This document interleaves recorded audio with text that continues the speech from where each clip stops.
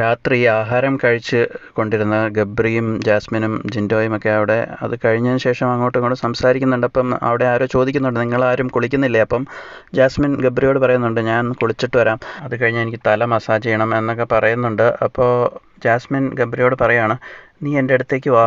എന്നിട്ട് ഇങ്ങനെ ജാസ്മിൻ ഗബ്രിയുടെ അടുത്തേക്ക് ചെന്നിട്ട് പിന്നെ ചോദിക്കുന്നുണ്ട്, ഞാനിന്ന് കുളിക്കണോ വേണ്ടയോ? അപ്പം ഗബ്രി ഒന്ന് ആലോചിച്ചിട്ട് ചോദിച്ചു, മണത്ത് നോക്കാൻ വേണ്ടി വന്നതാണല്ലേ എന്ന് ചോദിച്ചു. അപ്പം ജാസ്മിൻ അതേ എന്ന് പറഞ്ഞ് തല അനക്കുന്നുണ്ട്. അപ്പം ഗബ്രി വേഗം ജാസ്മിൻ്റെ അടുത്തേക്ക് ഇങ്ങനെ മുഖം കൊണ്ടുപോയിട്ട് മണത്ത് നോക്കുവാണ്. അത് കഴിഞ്ഞിട്ട് ജാസ്മിൻ്റെ അടുത്ത് ഗബ്രി പറയുകയാണ്, കുഴപ്പമില്ല, ഇന്ന് കുളിക്കണ്ട.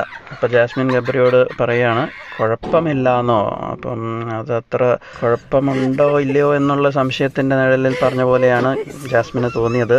എന്തായാലും ഗബ്രിയുടെ മൂക്ക് ഒന്നില്ലെങ്കിൽ അടിച്ചു പോയി കാണും, അല്ലെങ്കിൽ മൊത്തം ഈ ബോഡി ലോഷനും സ്പ്രേയും എല്ലാം കയറ്റി അതിൻ്റെ സെൻസേഷൻ എല്ലാം പോയി കിടക്കുമായിരിക്കും. എന്തായാലും മലയാളികളെയൊക്കെ ഇങ്ങനെ കുളിക്കണോ വേണ്ടയോ എന്ന ആ തീരുമാനമെടുക്കാൻ ഒരു പുതിയ രീതിയിലുള്ള ടെസ്റ്റിംഗ് സംവിധാനം കണ്ടുപിടിച്ച ജബ്രി എന്ന ആ യുവമിഥുനങ്ങൾക്ക് എല്ലാവിധ അഭിനന്ദനങ്ങളും നേരാൻ നമ്മൾ മടിക്കരുത്. പുതിയ തലമുറയെ വളരെ പ്രായോഗികമായിട്ട് അനാരോഗ്യമായ അവസ്ഥയിലേക്ക് തള്ളിവിടാനും മടിയന്മാരാക്കാനും ഒക്കെയുള്ള കഴിവ് അപാരം തന്നെയാണ്.